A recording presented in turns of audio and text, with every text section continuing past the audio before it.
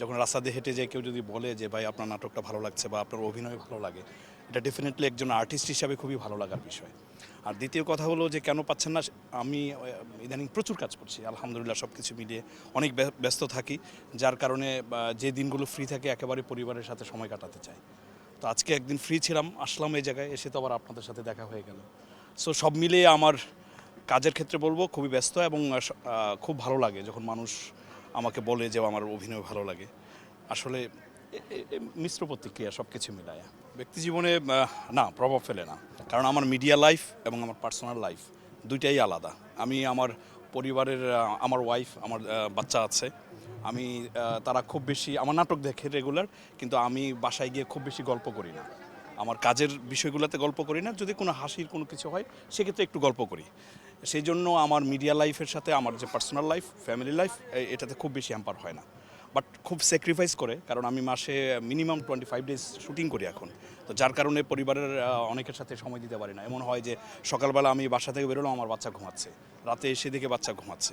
So ওরাও sacrifice করে, না হলে আসলে এত কাজ করতে পারতাম না। আসলে ওইভাবে স্পেসিফিকলি বলা যাবে না, কারণ আদিবাসী মিজান ভাইয়ের সাথে যারা শুটিং করে ডেফিনেটলি আসলে শুটিং করাটা টাফ হয়ে যায়, কারণ উনি স্ক্রিনে যতটা হাসির এলিমেন্টস দেয় তার চেয়ে বেশি হচ্ছে স্ক্রিনের বাইরে। উনি অল টাইম হচ্ছে হাসি এবং মজার ছলে কাজ করে। আমি কিছুদিন আগে একটা ইন্টারভিউতে বললাম যে আমি এরকম একজন ডিরেক্টরকে দেখলাম, গত 1 বছর কোনোদিন কলম হাতে দেখি নাই, তার হাতে কোনোদিন কলম ছিল না। এমন হয় যে মিজান ভাই লুঙ্গি পরেই ডিরেকশন দিচ্ছেন, যেটা অনেকেই জানে না মিডিয়ার। একটা লুঙ্গি পরে খালি গায়ে ডিরেকশন দিচ্ছেন, একটা প্যান্ট পরে খালি গায়ে খালি পায়ে ডিরেকশন দিচ্ছেন, বা শুয়ে আছেন, শুয়ে মাঠের মধ্যে ডিরেকশন দিচ্ছেন, মানে সিন হচ্ছে মিজান ভাই শুয়ে আছেন ওখানে মাটিতে, শুয়ে শুয়ে ডিরেকশন দিচ্ছেন। তো এই বিষয়গুলো আসলে আমাদের মধ্যে একটা হাসির ব্যাপার দাঁড়ায়। আর বেসিক্যালি আসলে আমি যখন কাজ শুরু করি, আমি থিয়েটারের ছেলে, 2005 থেকে আমি থিয়েটার করি শুভচর নাট্য সংসদে, প্রায় 19-20 বছর।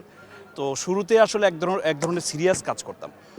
যখন মিজান ভাইয়ের সাথে আমার পরিচয়, তারপরে উনিই প্রথম, যদিও আমার থিয়েটারে প্রথম আমি হাসির কমেডি নাটক করেছি থিয়েটারে, তারপরে আমি ভুলিয়ে গেছি যে আসলে হাসির বিষয়টি। ম্যাক্সিমাম সময় আমাকে বলা হতো আমি বাপ্পারাজ, ইলিয়াস কাঞ্চন, নাটকের কান্নাকাটির বিষয়।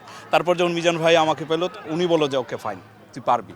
আমি মিজান ভাইকে একটা কথাই বলছি যে ভাই আমি শূন্য হাতে আসছি আপনার কাছে, সো আপনি যা বলবেন সেটাই আমি করব, কোনো সমস্যা নাই, কারণ আমি আর্টিস্ট, আমি থিয়েটার আর্টিস্ট, আমি সব ধরনের কিছু না কিছু জানি। সো ওই মিজান ভাইয়ের হাতে পড়া, উনি আসলে কমেডি বলেন, এই গল্পে আমাকে নিয়ে আসা, এবং উনি যা বলেন আসলে আমি একটু চিন্তাভাবনা করে দেওয়ার চেষ্টা করি। সবার সঙ্গে তো একসাথে বসবাসও করা যায় না। যখন যার সাথে আসলে এখনকার সময় যে নাটকগুলো আসছে ম্যাক্সিমামই আসলে আমরা যদি বলি ভিউটার একটা ব্যাপার থাকে, সত্যিকার অর্থে এটা মেনে নিতেই হবে। যখন যে সময়টা আসে, এই সময় যার সাথে আসলে কাজ হয়ে যায়, ভিউ আসে, তখনই প্রডিউসাররা বা অন্যান্য ডিরেক্টর হুমড়ি খেয়ে পড়ে তাকে নিয়ে বানানোর জন্য। তো যখন যার ক্ষেত্রে ভালো ভিউ পাওয়া যায়, তাকে নিয়ে বানানো হয়। তো এটা আসলে অনেক সময় ব্যক্তিগত চয়েসও থাকে না। আর আমি এরকম একজন আর্টিস্ট, আমি ম্যাক্সিমাম আর্টিস্টের সাথে কাজ করতে চাই, যদি না অন্য কোনো প্রবলেম থাকে। আমি অনেকের সাথে কাজ করতে চাই, এবং আমি বলি না যে তার সাথে করি না, ওর সাথে করি না, সবার সাথেই কাজ করতে চাই। এখন এই ইন্ডাস্ট্রি বা ডিরেক্টর বা প্রডিউসার যারা আসলে টাকা খরচ করে নাটক বানায়, তাদের উপরেই অনেক সময় ডিপেন্ড করে। আমি যদি বলি ওর সাথে কাজ করব শুধু, অন্যদের সাথে করবো না, এটা ঠিক না। যে আর্টিস্ট হিসেবে আমি সবার সাথে কাজ করতে চাই, তুলনামূলকভাবে কাজ করি, হয়তো কারোর সাথে একটু বেশি হয়ে যায়, কারোর সাথে একটু কম হয়। তো ওই ডিপেন্ড করে আসলে নাটকের পপুলারিটির উপরে।